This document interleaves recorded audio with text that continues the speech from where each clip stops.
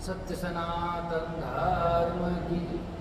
धर्म की अधर्म का प्राणियों में विश्व का गौ माता की गौ हत्या। ओम नमः पार्वती पतये हर हर महादेव।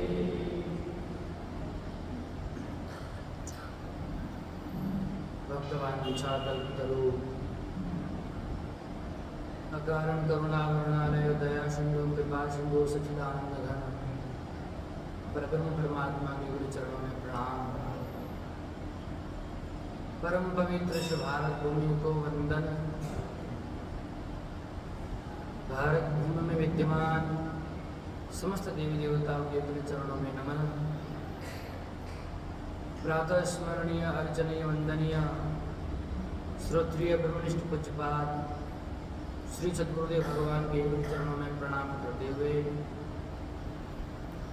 वीर भूमि भक्ति भूमि राजस्थान की पावन धरा में अवस्थित परम धार्मिक नगर ब्यावर के मध्य परम पवित्र श्री गीता भवन के अधिष्ठात्री देवता राधा कृष्ण भगवान के चरण सन्निधि में अखिल सृष्टि के कारण स्वरूप जगदात्मा जगदीश्वर कौशल्यानंदवर्धन राजेंद्र सरकार के मंगलमय स्वरूप शब्द ब्रह्मरूपी वाङ्मय स्वरूप श्रीमद् रामचरितमानस ग्रंथराज का पावन आश्रय लेकर इस मानव तन को सार्थक करने के लिए और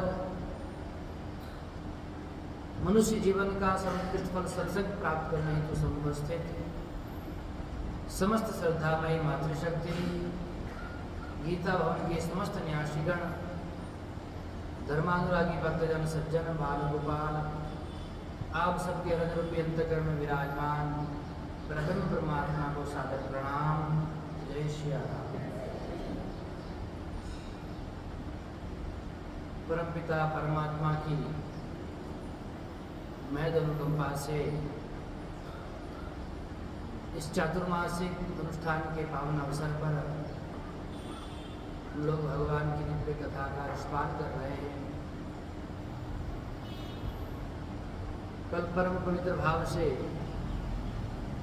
प्रथम पूज्य भगवान गजानन जी के दिव्य गणेश चतुर्थी को आप सभी ने उत्सव को प्रारंभ किया और कुछ समय पर्यंत चलेगा भी।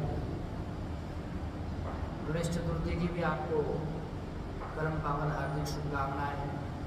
भगवान गजानन आप सबके जीवन में रिद्धि सिद्धि प्रदान करे, सुख संपदा प्रदान करे और आपको सन्मति भी दे कि इन सुख संपदा में न रह करके परमपिता परमात्मा के पावन चरणों का चिंतन, परमपिता परमात्मा के पावन चरणों के समीप लाने की सद्बुद्धि प्रदान करें।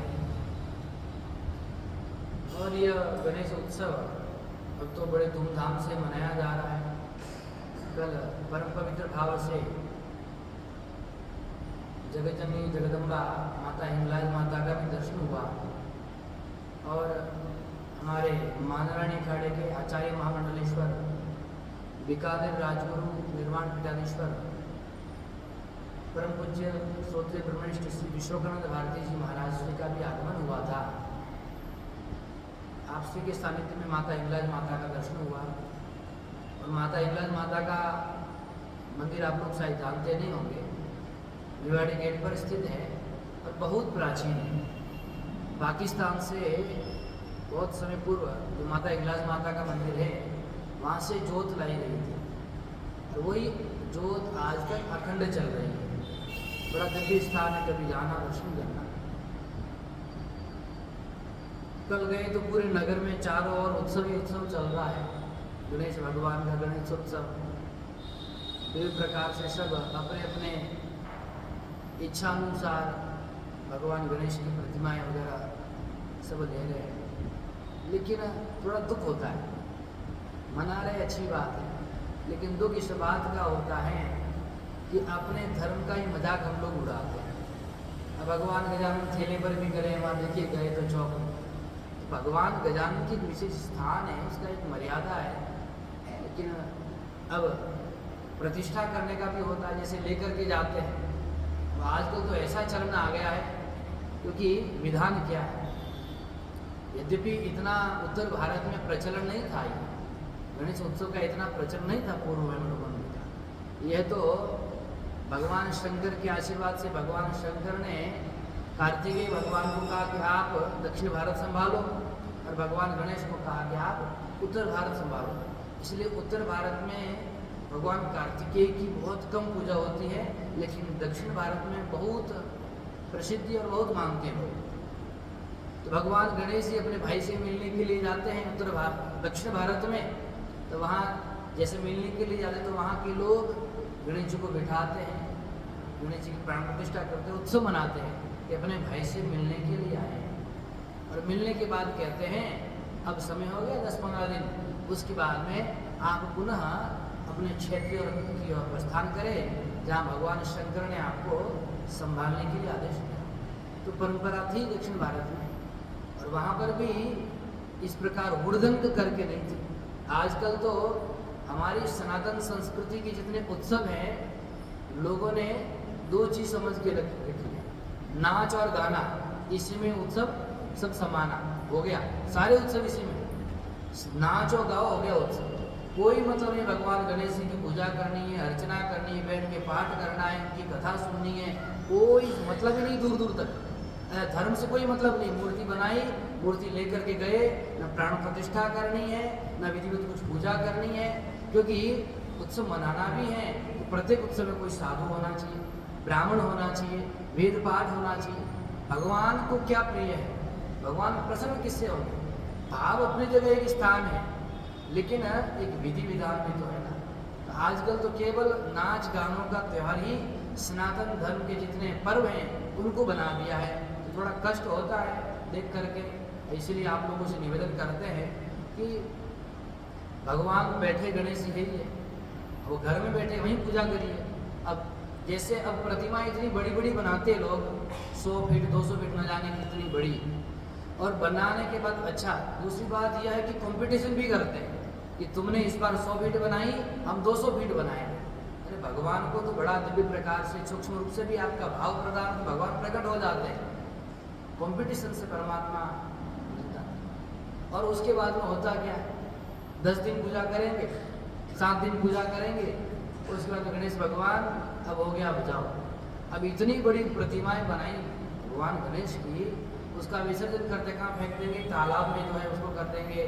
फिर देखेंगे जगह जगह बिखरा हुआ उनका जो है अंश है, कोई शरीर है, मुख है, नासिका है, तो बड़ी पीड़ा होती है।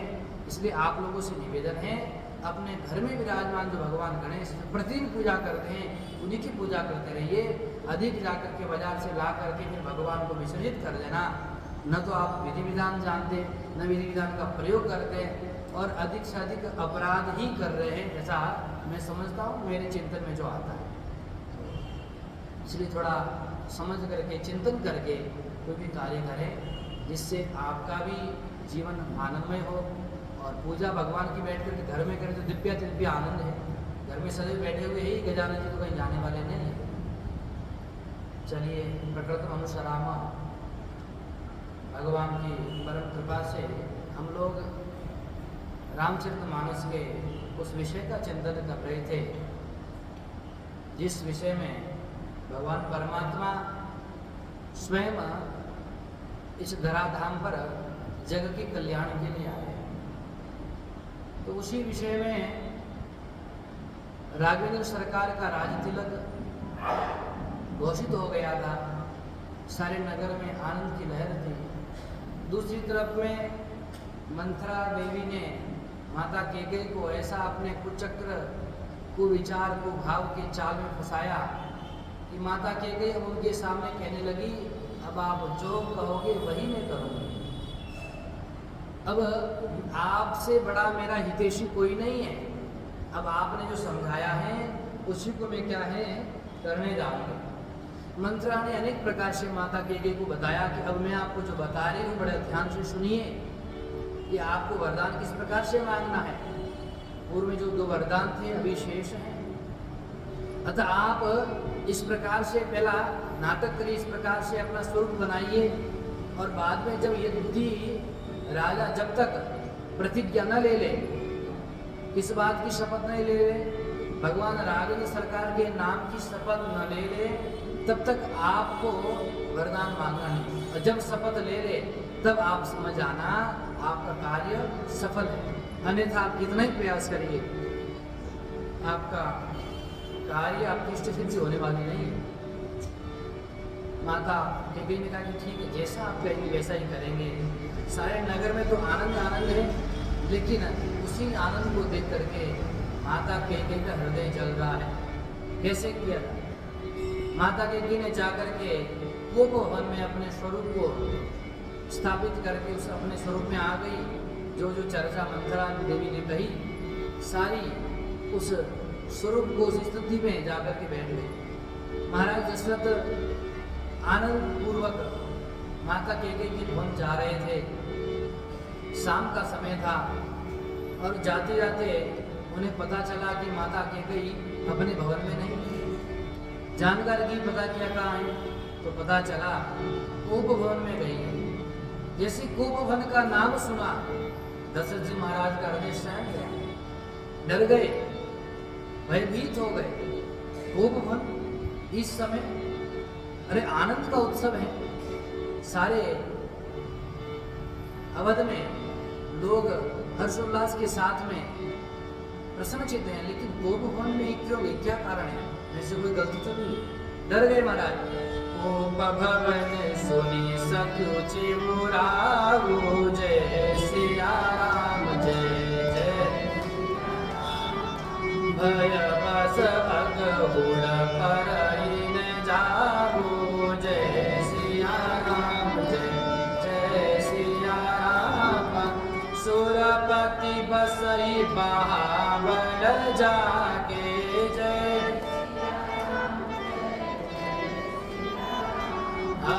नरपति सकल रहई रुखता के, जय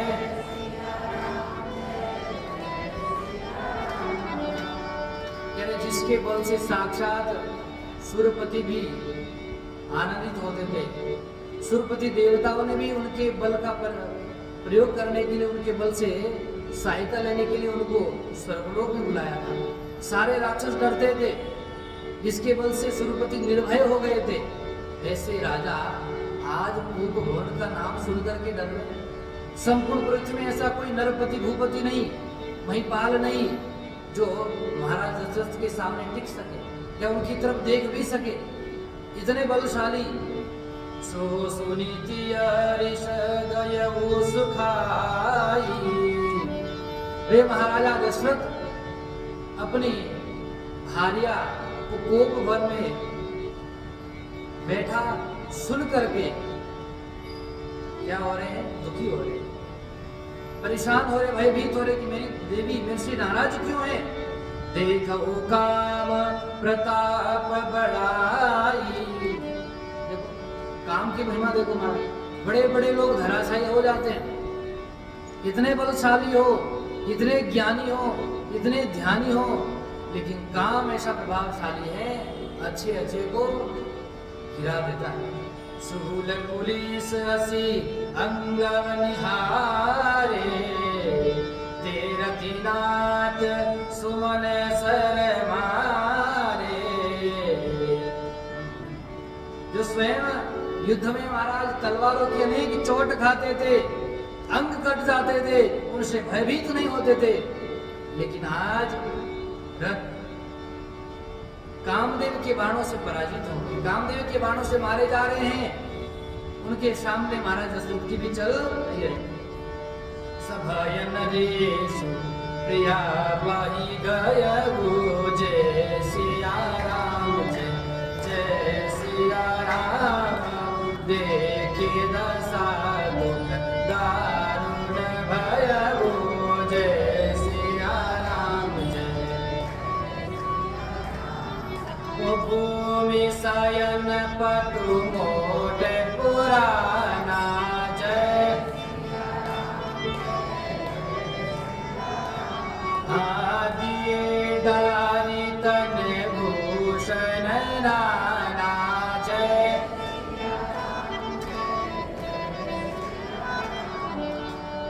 महाराज दशरथ डरे डरे सहमे से वे धीरे धीरे उस गोप भवन में गए और जाकर के देखा कि देवी केकई तो किस प्रकार से कुचेले मलिन पुराने वस्त्र पहन करके वहां पर लेटी हुई है, और उनका चेहरा देखा तो बड़ा क्रोधित है, भयभीत है।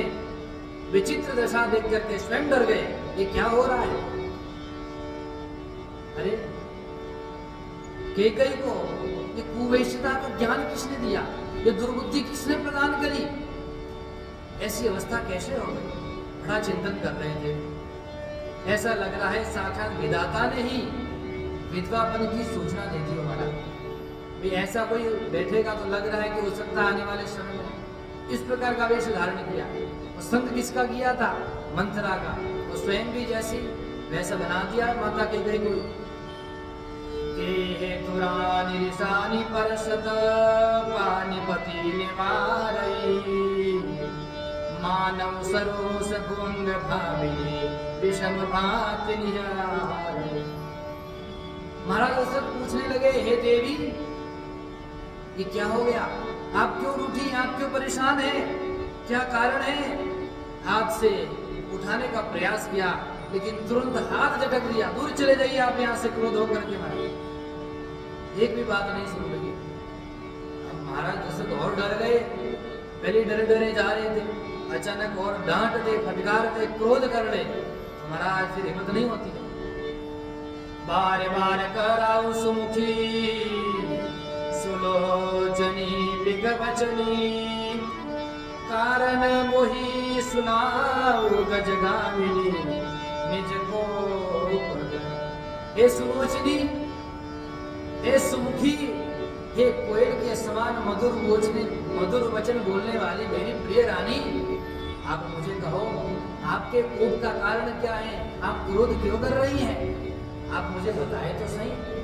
अरे बताएंगी तो आपके क्रोध का जो भी कारण है, उस कारण को मैं समाप्त कर दूंगा। आप इस प्रकार से दुखी ना होइए। आप मुझे बताइए, आपका अनिष्ट किसने किया है? आपको परेशान किसने किया है? किस व्यक्ति के दो सिर आ गए हैं जो कटाने के लिए आगे रख रहा हूं? मेरे सामने ऐसा कौन है जो अपना सिर आगे बढ़ाए? अनेक प्रकार से कहा, कहो के ही रंग कई करो नरेशु, जय सिया राम जय। कहो के नृपति काशी देशु, जय सिया राम जय जय। सकौ तोरे अरे अमर हो मारी, जय सिया।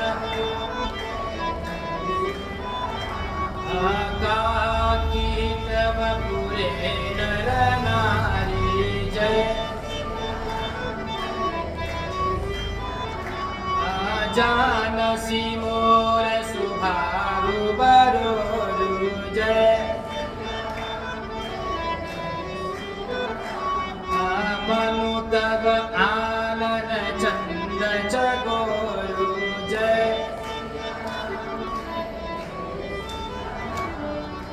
हे देवी, आप तो मुझे बस कह दीजिए किसको राजा बनाना है, किस भिखारी को राजा बनाऊं और किस राजा को भिखारी बनाऊं, बस एक बार कह दीजिए, तुरंत यही काम कर दूंगा मैं। और उसके मन में तो यही था कि जिसको राजा बना रहे उसको रंग बना दो, और जो रंग है उसको राजा बनाना। फिर भी कुछ न बोले। महाराज दशरथ कहने लगे, यदि आप कहती हैं तो मैं देवताओं को भी मारने के लिए तैयार हूं, अमरों को भी शत्रु बना लूंगा, उनको भी मैं जो छोड़ूंगा नहीं, और मारते समय देर नहीं करूंगा। फिर आप इस संसार में रहने वाले नर नारी और ये छोटे मोटे, ये तो सब कीड़े मकोड़े के समान हैं, ये मेरे सामने क्या? आप मुझे बस बता दीजिए कि आपको करना क्या है। आप जो परेशान हैं, आप मेरे स्वभाव को जानती है, एक बार जो मैं निश्चय कर लेता हूँ फिर उसे स्वयं पीछे कभी हटता नहीं। प्रिया प्राण शुद्ध स्वर बसु मोरे, परिजन प्रजा सकल बसतो रे। जो कछुकौ कपट करे तो ही, भामिनी राम सपत सत मोरे। हे देवी, मुझे सबसे प्रिय क्या है? मेरे पुत्र, परिवार, पत्नी सब ये प्रिय है, लेकिन आप कहती हो तो मैं प्रजा, कुटुंब, परिवार सबको समर्पित कर दूंगा, यहाँ तक कि मेरे प्राण से बढ़कर मेरे पास तो कुछ है नहीं, मैं अपने प्राणों को भी तुम्हारे लिए समर्पित करूंगा। बस एक बार कहो और आवाज में जाए, भामिनी राम सपत सत मोर। यहाँ पर रामचंद्र बाबा की, लाला की शपथ ले ली, और शपथ जैसे ही ली, शपथ लेने के बाद भी दशरथ जी महाराज बहुत बार कुछ कह रहे हैं, हे भामिनी, तू बस प्रसन्न होकर एक बार मेरी ओर देख ले, फिर बाद में जो इच्छा हो मांगो, लेकिन दुखी मत रहो। जैसे महाराज ने कहा राम शपथ, राम जी की शपथ जैसे ले ली, तो उसी समय महाराज के कई तो इसी की प्रतीक्षा कर रही थी, कब ये शपथ ले, और शपथ लेते ही मैं अपने जो वर है उन वरदान को मांगूंगी। तुरंत रानी केकई प्रसन्न हो गई, उन्हें कहरा सुरत जिया जानी, जय सिया राम। प्रेम पुलकित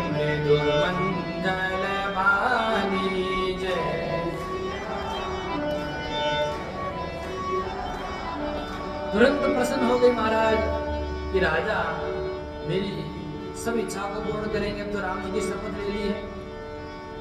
अब जैसे प्रसन्न हो गई और इधर महाराज कह रहे हैं कि तुम किसी प्रकार से जो इच्छा हो मांगो।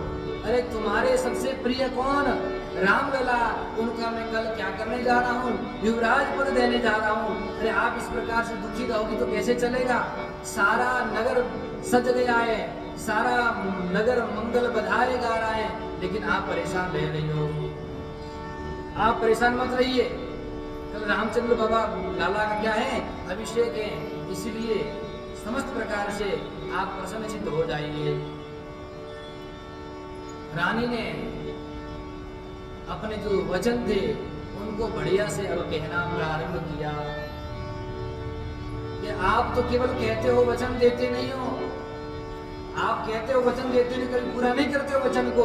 आप अपने आप को रघुकुल का वंश मानते हो, रघुकुल का तिलक मानते हो।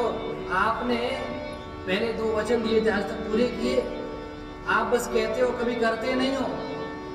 इतना कहने पर माता श्री दशरथ जी ने कहा, अरे मांग मांग पे कहो,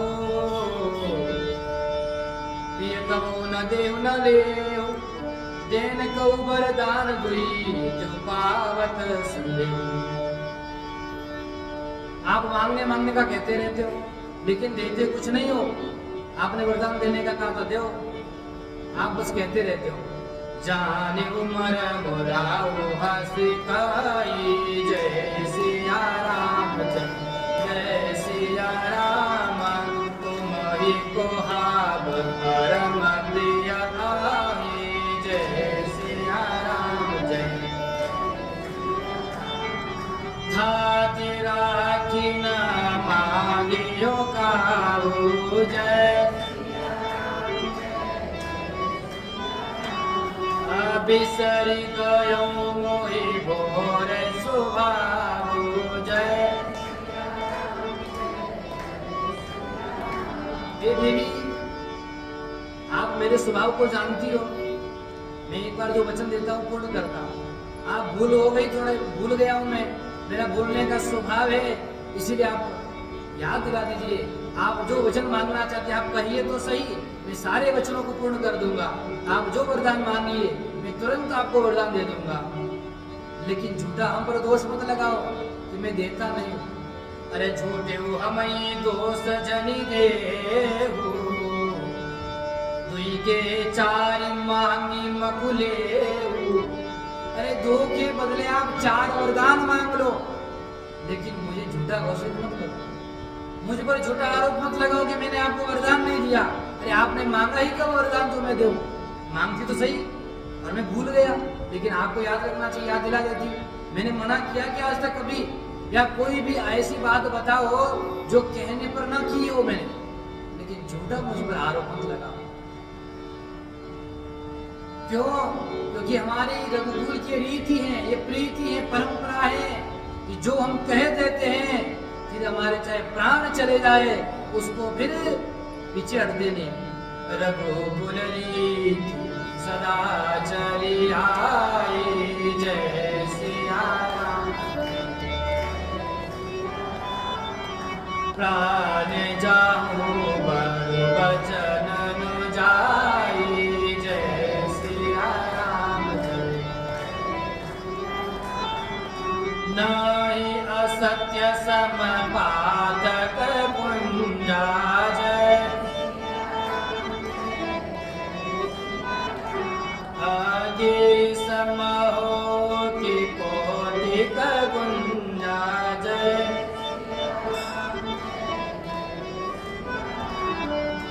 सत्य बोल सब सुकृत सुहाए, जय सिया राम जय। वेद पुराण विदित मनु गाए, जय। हे देवी, असत्य के समान कोई बड़ा पाप नहीं है। असत्य बहुत बड़ा पाप है। अरे कई मधुमक्खी के छत्ते मिलकर के किसी पहाड़ के समान हो सकते हैं क्या? इसलिए आप मुझ पर असत्य का आरोप मत लगाओ। संपूर्ण सृष्टि का मूल ही सत्य है। उस सत्य की महिमा वेद पुराण मनुष्य गाते हैं। इसलिए हमारी रीति सनातन परंपरा है। हम सत्य के पक्ष में रहते हैं। जो एक बार कह दिया तो उसके पीछे हटते नहीं है। इसलिए आप अब प्रेम से, अब इसी समय क्या दशरथ जी के मुख से राम शब्द निकल आए, मैंने आपको कह दिया है। और जब जैसे राम शपथ निकल आई, वो तो प्रतीक्षा ही कर रही थी। ते पर राम शपथ कर आई, सुब्रत स्नेह बधीर बुलाई। रूप मनोरथ सुभग बनु, सुख सुभ्यंग समाज। भिल्ले निज में छाड़ न चाहती, बचन भयंकर हुआ। अनेक प्रकार से राजा ने समझाया, हे देवी, अब आप मुझ पर आरोप न लगा करके आपकी जो इच्छा है, मनोवांछित फल है, उस मनोवांछित क्या है, फल को मांग लीजिए। अब सुन करके देवी बोली, काम हो गया पूरा। सुनहु प्राण प्रिय भावत जी के, जय सिया राम जय। देहु एक बर कही टीका, जय।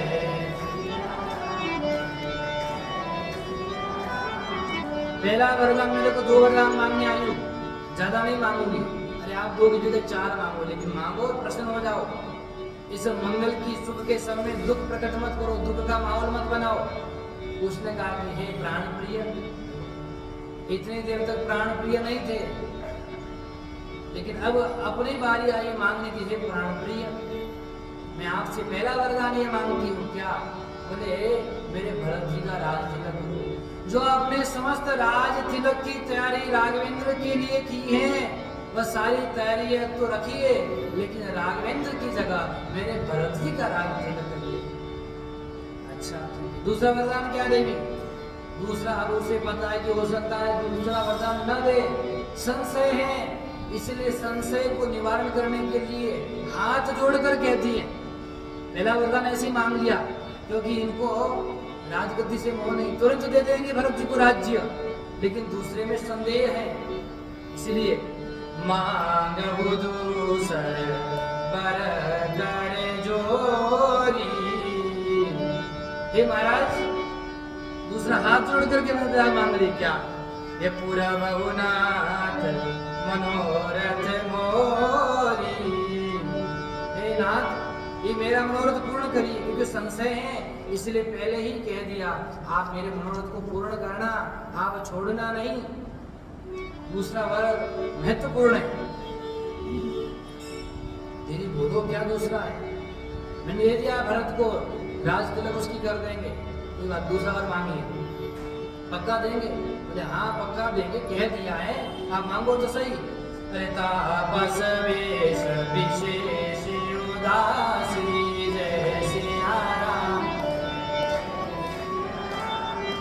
14 परिस राम वनवासी, जय सिया राम जय। सुनि मृदु वचन भूप ही अशोक जय। शशि कर छुअत विकल जिमि को जय।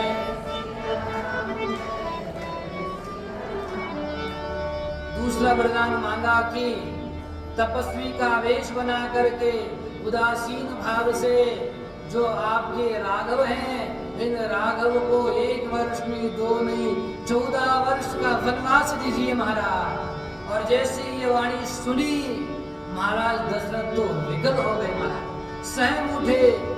अचानक ऐसा लगा कि हार्ट अटैक आ गया, हृदय गति रुकने लगी। मैं क्या सुन रहा हूँ?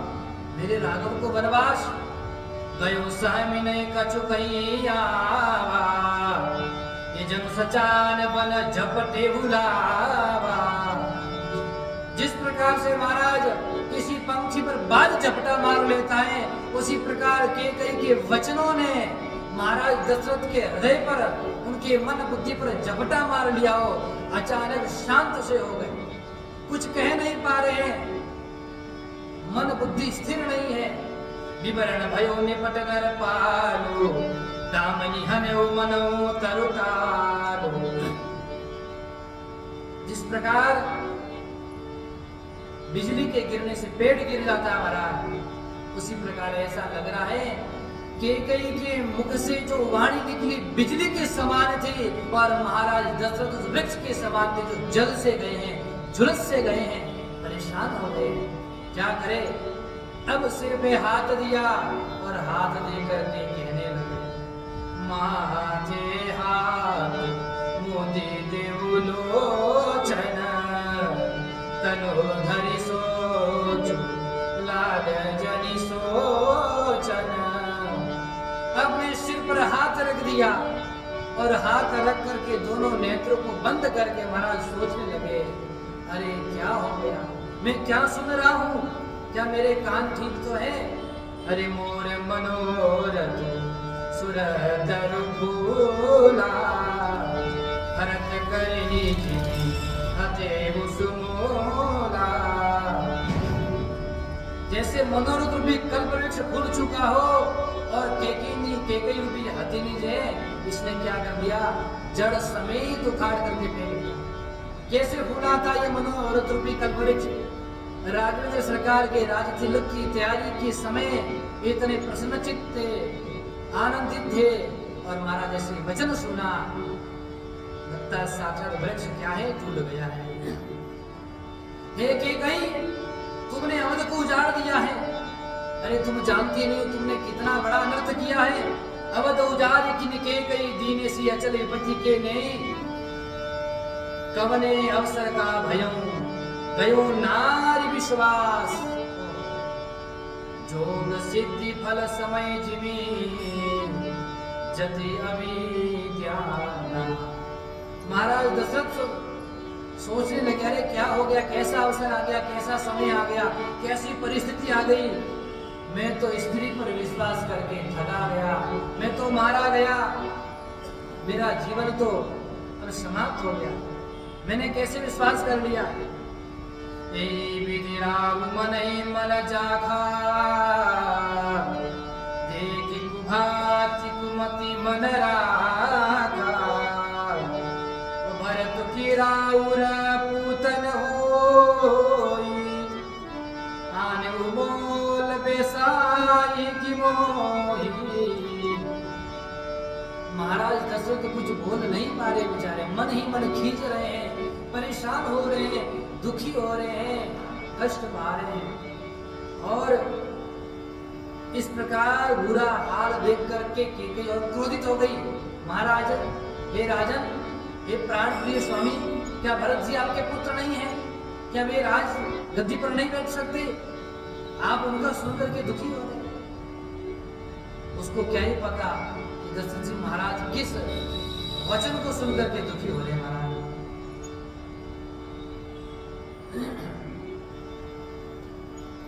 श्री दशरथ जी महाराज कह रहे हैं कि भरत जी तो मुझे बहुत प्रिय है, ये मेरे पुत्र हैं, मुझे भरत जी को देने में कोई दुख नहीं है, मैं भरत जी को तो हंसते हंसते राजगद्दी पर बिठा दूंगा। लेकिन आपने जो दूसरी बात कही है वह जो है मेरे को बड़ी दुखदाई लगी है। मोरे भरतु राम दोई आँखी, जय सिया राम जय सिया राम, सत्य कहो करि शंकर रागी जय।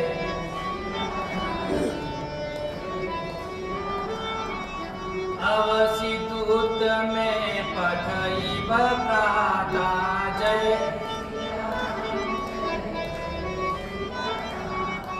हहि बेगी सुनत दो भ्राता।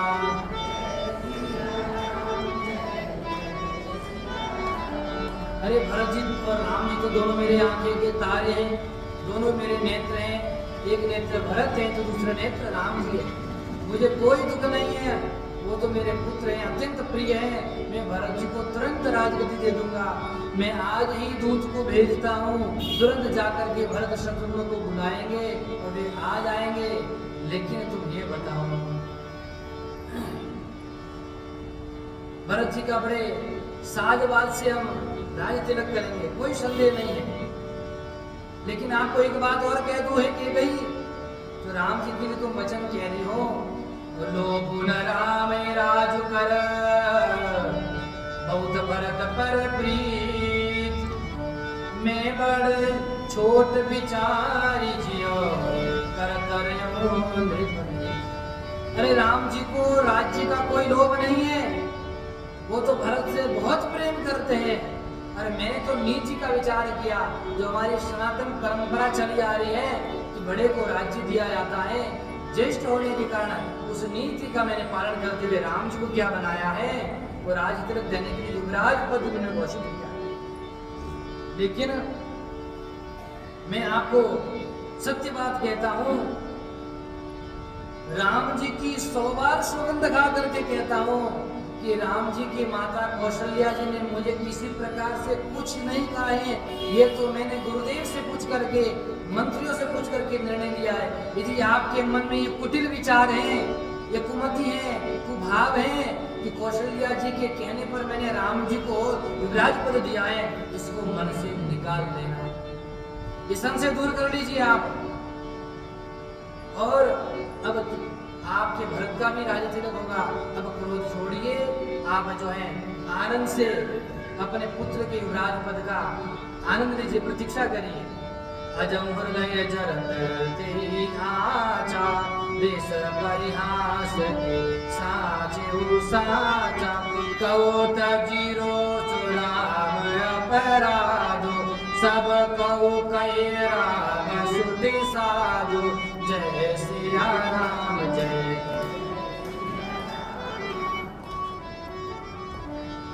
हे देवी, अब क्रोध को छोड़ दीजिए। और मैं आपको सत्य कह रहा हूं, राम जी ने कोई अब तक कोई अपराध नहीं किया, नहीं कोई उनको अपराधी कह सकता है। क्योंकि जिस समाज में रहते हैं ना, तो सबसे अधिक निकट वाले हमें जानते हैं, दास दासी जानते हैं। तो दशरथ जी महाराज कह रहे हैं, आज तक इतना समय बीत गया, यदि राम जी से कोई भूल हुई होती, गलती हुई होती, तो आसपास वाले यहाँ तक सेवक भी कह देते कि महाराज राम जी ने ऐसा किया। लेकिन आज तक इतने वर्षों में एक भी व्यक्ति ने कभी भी राम जी के प्रति एक कटु वचन नहीं कहा है। सारे नगर के वासी, सारे दास दासी, सैनिक, सेनापति, सुमंत्र, गुरुदेव, सब लोग सदैव राम जी की प्रशंसा ही करते हैं और कहते हैं कि साधु पुरुष है। क्योंकि रामचंद्र भगवान सदैव मर्यादा का पालन करने वाले हैं, सबको सम्मान देते हैं, सबको आदर देते हैं। लेकिन हे देवी, राम को वनवास मत दो। राम को वनवास दे दिया तो मैं जी नहीं पाऊंगा।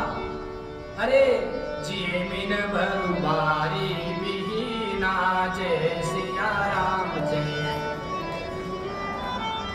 मनि बिनु फनि बुझिए दुख दीना जय सिया। कहो सुभाव न छल मन माही जय। जीवन मोर राम बिनु नाही जय।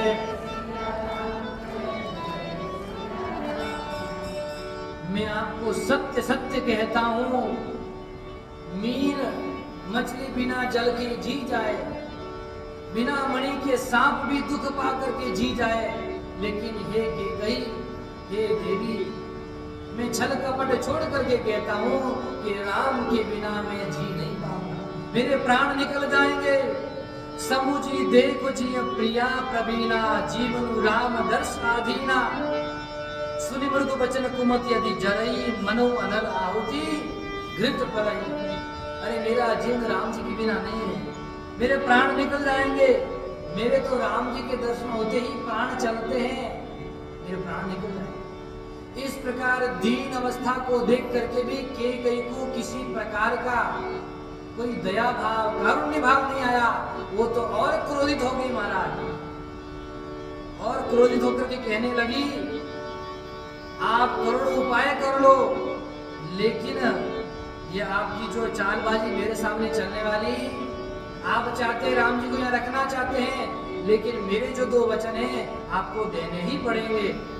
आप कुछ भी कहो कि राम जी साधु हैं, कौशल्या जी साधु हैं, मुझे कोई मतलब नहीं, मैंने सबको पहचान लिया है।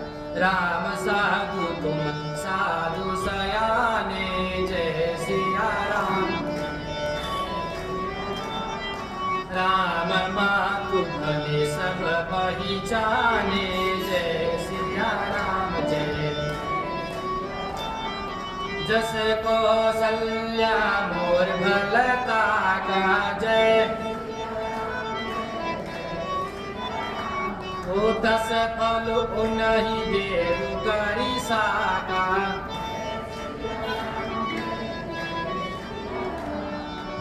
आप साधु है, राम जी साधु है, कौशल्या जी साधु है, लेकिन अब मैं कौशल्या जी को वही फल चखाऊंगी जो उसने मुझे फल दिया है। इसलिए हे राजन, मैं आपको ही कहती हूँ कि प्रातः काल होते ही रामचंद्र जी तपस्वियों का आवेश धारण करके यहाँ से चले जाए, यही मेरा दूसरा वचन है। और कुछ मैं सुनने वाली नहीं हूँ, मैं मानने वाली नहीं हूँ।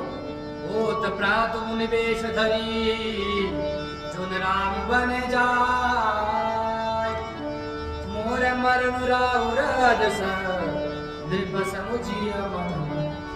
केवल कहा नहीं, यहाँ तक कह दिया, यदि राम जी तपस्वी वेश बना करके प्रातःकाल सूर्योदय होते ही यहाँ से वन की ओर गमन नहीं किए, महाराज सुन लो, मैं अपने प्राण त्याग दूंगी, और प्राण त्याग दूंगी तो महाराज आपको अपयश मिलेगा, आपकी अपकीर्ति होगी। इतना तक कह दिया। अब क्या करे दशरथ महाराज, मुझसे तो बोला ही नहीं जा रहा है, प्राण अटक गए महाराज। अब स्थिति बड़ी भयावह हो रही है। दशरथ जी समझ गए अब ये मानने वाली नहीं है, कुछ भी करो। दशरथ जी ने खूब कहा, हे देवी, तुमको तो राम इतने प्रिय थे, इतना प्रेम करती थी तुम तो राम से, लेकिन आज ऐसे इस प्रकार तुम कैसे कर रहे हो? फिर दशरथ जी महाराज ने कहा, मागु मात अभी देव तो ही, जय सिया राम। राम बिरह जनि मारसी मोही, जय सिया राम जय। राघो राम कहीं जय ते भाती, जय। नायत जरी जन्म भरी छाती, जय। ये देवी जैसे तैसे करके राम को रख दो, मैं राम के बिना नहीं जी पाऊंगा। अरे आप राम को भेजने से पहले यदि चाहती हो तो मेरा मस्तक काट करके आपके चरणों में रख देता हूँ। बहुत प्रकार से राजा दशरथ जी जो है कैकेयी को समझा रहे हैं, लेकिन कैकेयी मैया पर कोई फर्क नहीं पड़ रहा है। फिर दशरथ जी महाराज ने कहा, हे देवी, राम जी को यदि यहाँ से निकाल दिया, एक तो मुझे इतना पछतावा होगा, और दूसरी बार तू कलंक की भागीनी बनेगी, और न मेरे मरने के बाद मेरा पछतावा हटेगा, न तेरे मरने के बाद भी तेरा कलंक मिटेगा। हम मर भी जाएंगे तो कलंक तो सदा सदा के लिए रहेगा। इसलिए ये कलंक अपने हाथ में मत लो। तोर कलंक मोर पछताओ, मुए उन मिटाई न जाइए काऊ। अब तो ही नीक लाग कर सोई, लोचन ओत पेट मुगो। महाराज दशरथ ने अंतिम बार कह दिया, अंतिम बात कह दी। एक बात सुन लो हे देवी, राम जी को वनवास भेजी तो मुझे तो केवल पछतावा ही मिलेगा और तुमको कलंक मिलेगा, और हम यदि मर भी गए तो ये कलंक मिटने वाला नहीं। अब आपको जो अच्छा लगे आप करो। नेत्रों को बंद करके, आंखें बंद करके दशरथ जी महाराज तो मन ही मन रोने लगे। जब लगी जियो कहूँ कर जोड़ी, जय सिया राम जय। तब लगी जनी कछु काशी बहोरी, जय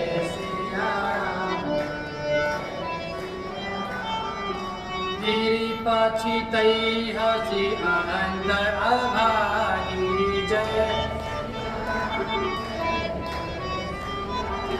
ओ मारसी गाय नहारो लागी जय।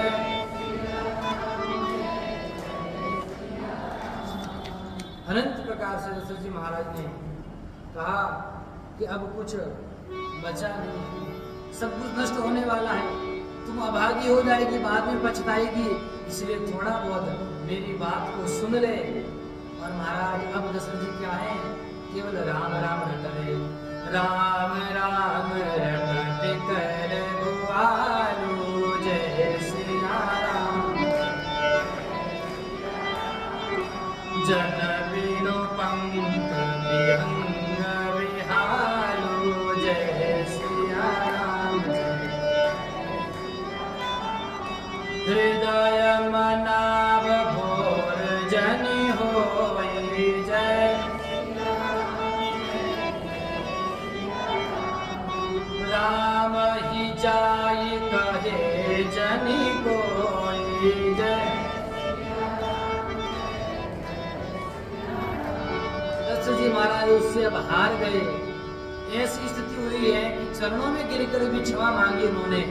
जो सम्राट चक्रवर्ती हैं, एक रानी के चरणों में गिर करके क्षमा कर रहे हैं, याचना कर रहे हैं, राम जी को रख लो, राम जी को रख लो। लेकिन सब प्रकार से विनय वंदना की, सब कुछ किया कि कई मैया जब नहीं मानी, अब दशरथ जी ने हार मान लिया, कुछ होने वाला नहीं। राम राम राम राम राम करते करते अपने बिस्तर पर लेटे हुए, इधर कई मैया मन में चिंतन कर रही है।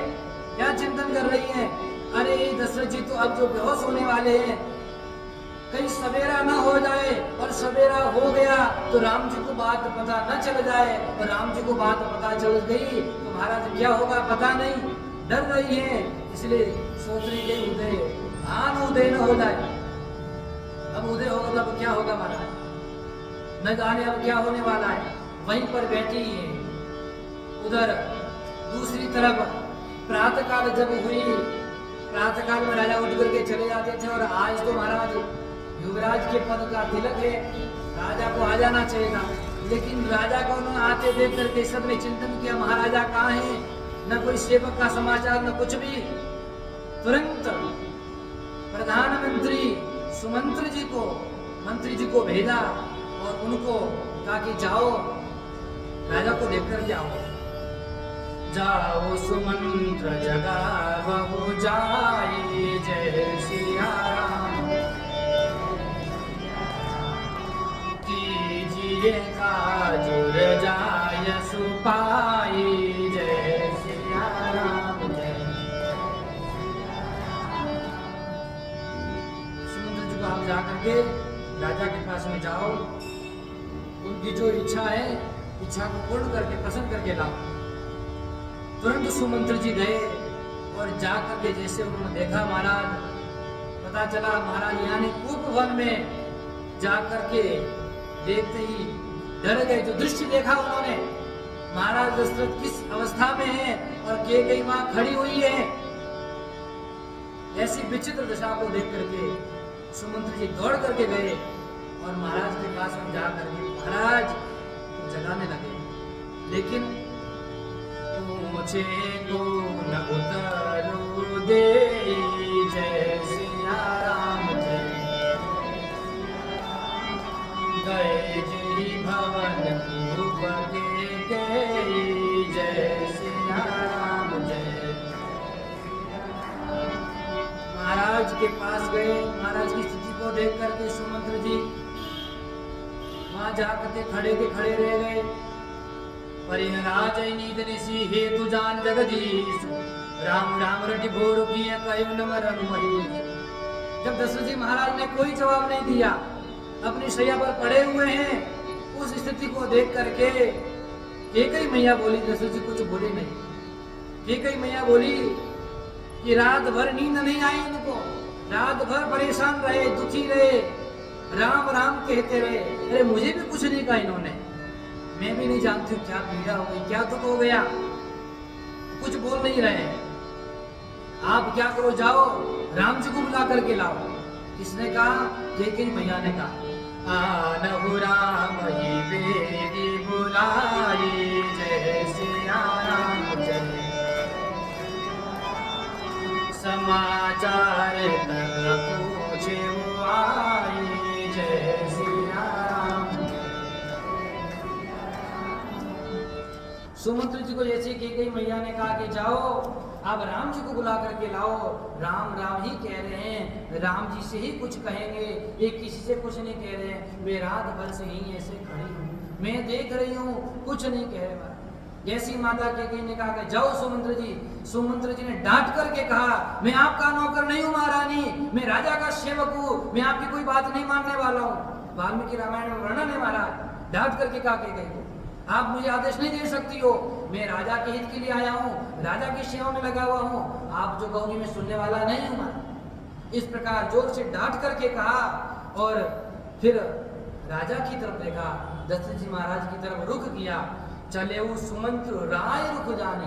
जब श्री दशरथ जी महाराज ने कहा कि इशारा किया, तब जा करके कहाँ गए?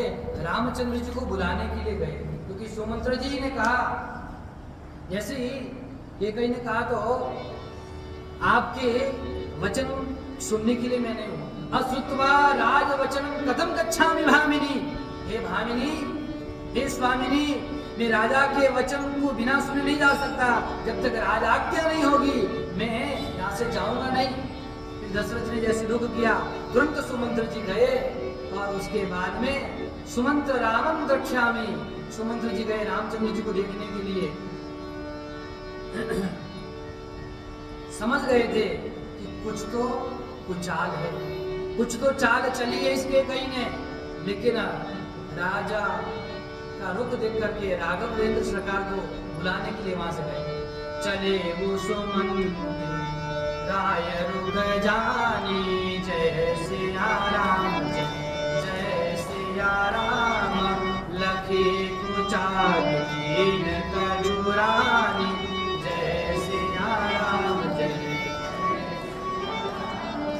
राम सुमंत्र ही आवत देखा, जय आदर कीन पिता समले का, जय रघुकुल दीप चले निभाए, जय।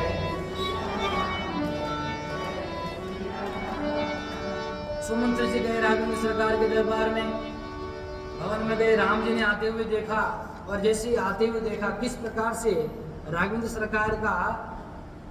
सरकार का जो स्वभाव है, उनकी मर्यादा है, उनका शील है, कैसे जैसे आते हुए देखा सुमंत्र जी को पिता के समान जाना।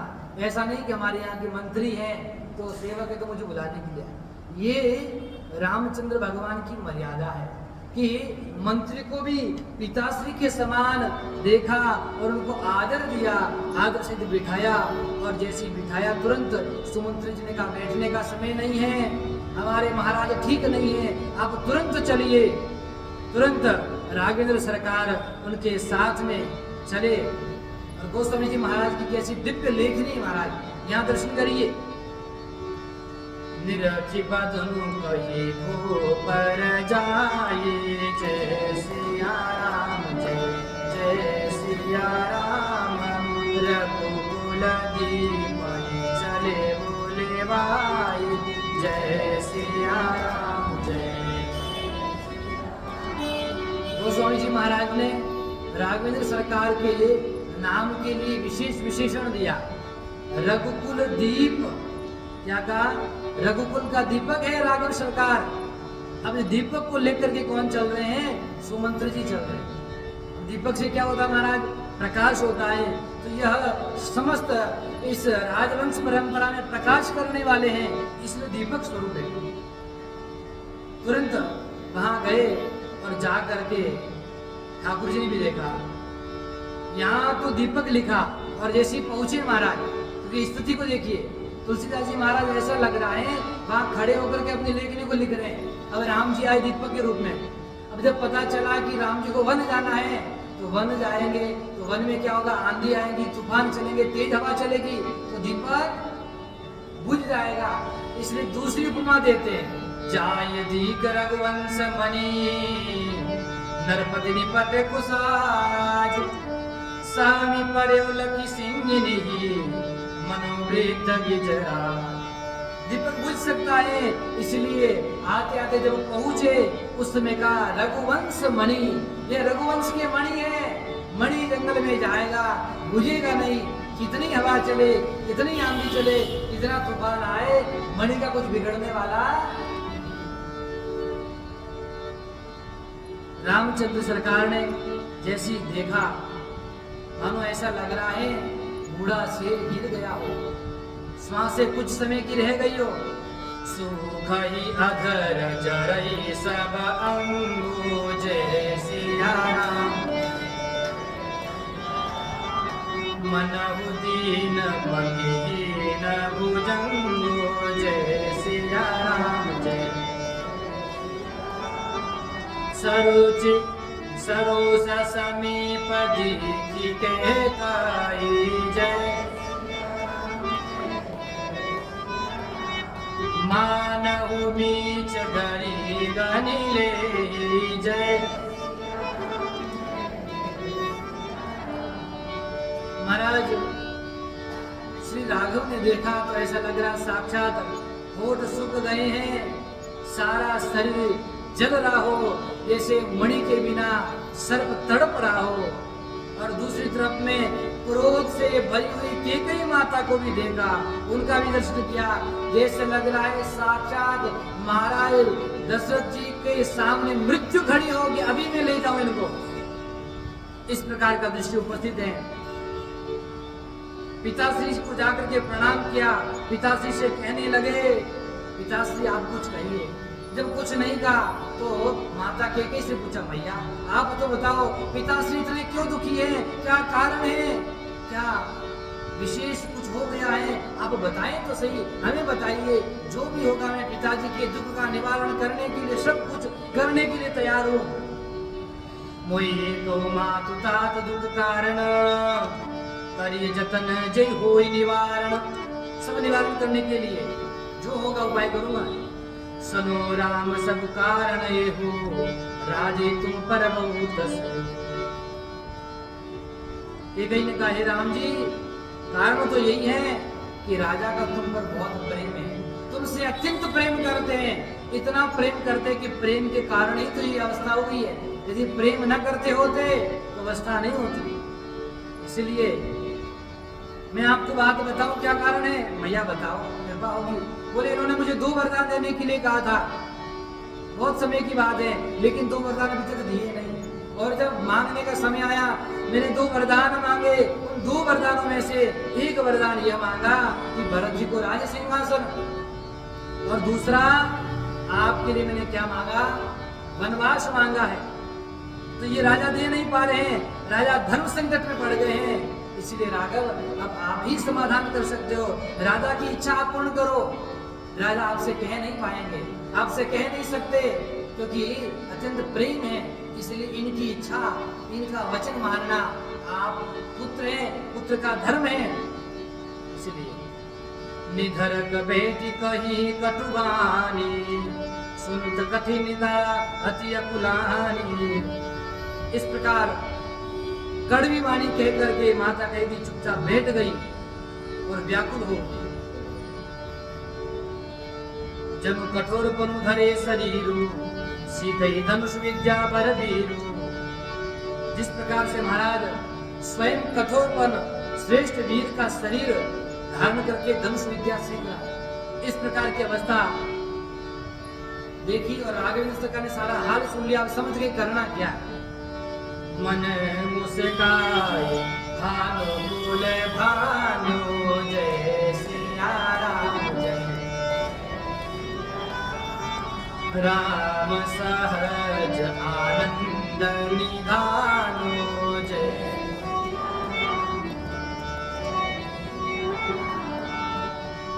मैंने आपको निवेदन किया था सबसे पहले गोस्वामी तुलसीदास जी महाराज ने राघवेंद्र सरकार को दीपक की उपमा दी, उसके बाद में मणि की उपमा दी और मणि के बारे में चिंतन करते हुए सोचा है कि मणि जंगल में रहेगा तो हो सकता है महाराज को चुरा कर अब ऐसी उपमा दी जाए जिसको कोई चुरा भी नहीं पाएगा। तो गोस्वामी जी महाराज क्या उपमा दिए, मन मुस्काए भानुकुल भानु, ये भानुकुल के भानु हैं, ये रघुवंश के सूर्य हैं। अब सूर्य को तो न तो कोई चुरा सकता है, न कोई बुझा सकता है, न कोई ले जा सकता है, और प्रकाश तो देगा ही देगा। वन में जा रहे हैं, ऐसी परिस्थिति होगी, अनेक झंझावत होंगे, आंधी आएगी, तूफान आएंगे। इसलिए गोस्वामी जी महाराज की अद्भुत लेखनी क्या दिव्य विश्लेषण किया है। मन मुस्काए भानुकुल भानु, जय सिया राम जय राम सहज आनंद निधानु, जय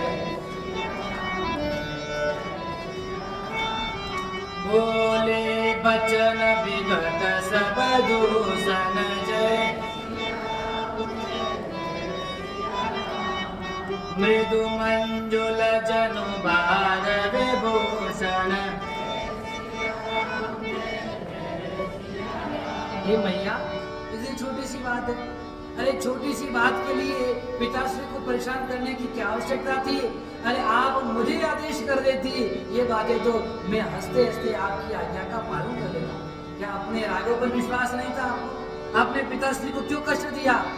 अरे मैं तो बड़ा सौभाग्यशाली हूँ कि आपने मुझे आज्ञा तो दी, और आपकी आज्ञा वचन का पालन करने के लिए मेरा सौभाग्य मुझे प्राप्त हुआ है। ये मैया आप सुनिए, ये पुत्र बड़भागी हैं जिनके माता पिता के वचनों पर प्रीति होती है। वे बड़भागी नहीं है जो खूब भंडारा करे, खूब उत्सव करे, लेकिन माता पिता को धक्का दे देते हैं, निकाल देते हैं, माता पिता को समय से रोटी नहीं देते हैं, माता पिता को परेशान करते हैं। अरे माता पिता की आज्ञा का पालन करना और माता पिता की सेवा करना ये पुत्र का परम कर्तव्य है।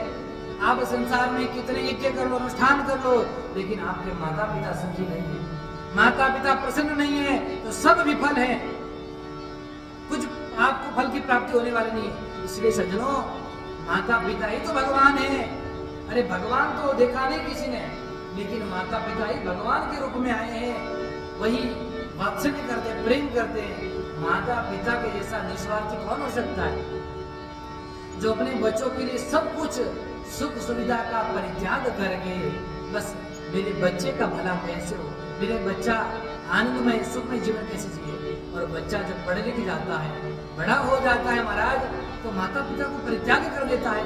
अरे शर्म नहीं आती, लज्जा नहीं आती तुमको? तुम्हारे मन में क्या है? कठोरता, पत्थर का दिल है तुम्हारा। इस माता पिता ने स्वयं गीले में सो करके तुमको सूखे में मिटाया, स्वयं भूखे रह करके तुमको रोटी खिलाया। आज तुमको जो है उन पर घिन आ रही है। तुम छोटे थे तो जानते हो कैसे पाला था, किस अवस्था में रखा था। हे मैया सुनो जननी, सोई सुत बड़ भागी, जय सिया राम जय। जो पितु मातु वचन अनुरागी, जय सिया राम। तनय मातु पितु तोष निहारा, जय वो दुर्लभ जननी सकल संसारा।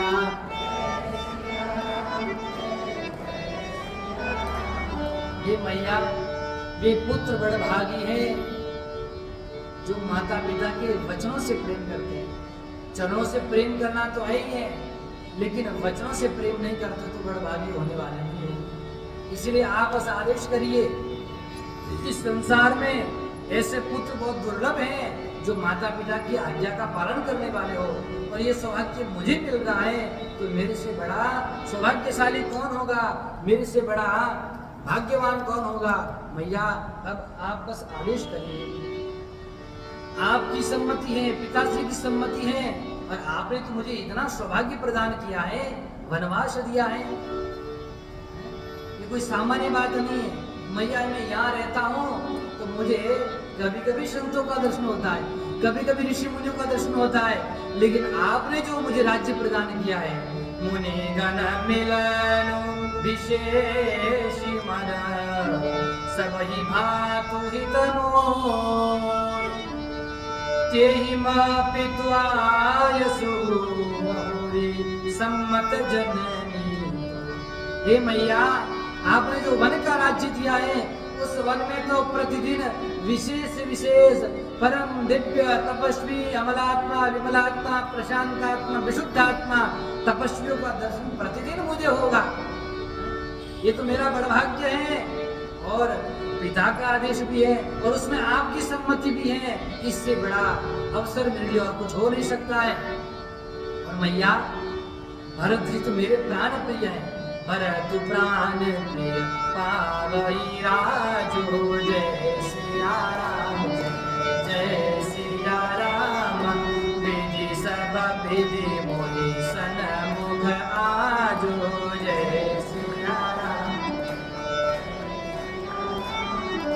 जो न जाओ बन ऐसे वो काजा, जय प्रथम गणीय मोहि मूढ़ समाजा।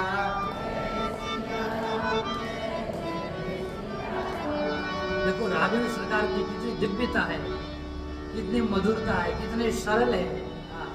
क्या मर्यादा का एक उत्कृष्ट उदाहरण दिया हमारा।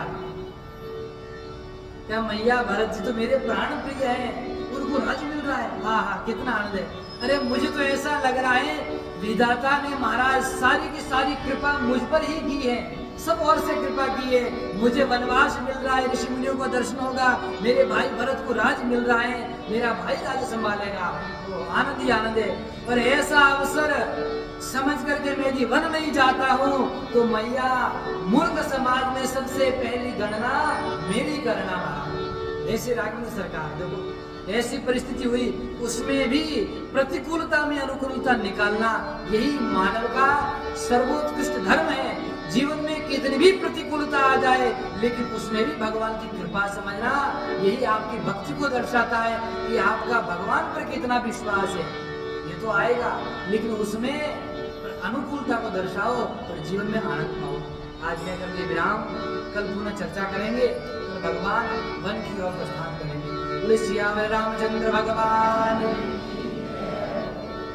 काशी विश्वनाथ भगवान की, श्री कृष्णचंद्र भगवान की, जगजननी जगदम्बे मात की, अनंत बलवंत श्री हनुमान जी महाराज की, महर्षि वाल्मीकि जी महाराज की, कलि पावन अवतार गोस्वामी तुलसीदास जी महाराज की, श्री सद्गुरुदेव भगवान की, सत्य सनातन धर्म की अधर्म का, प्राणियों में विश्व का, गौ माता की गौ हत्या। ओम नमः पार्वती पतये हर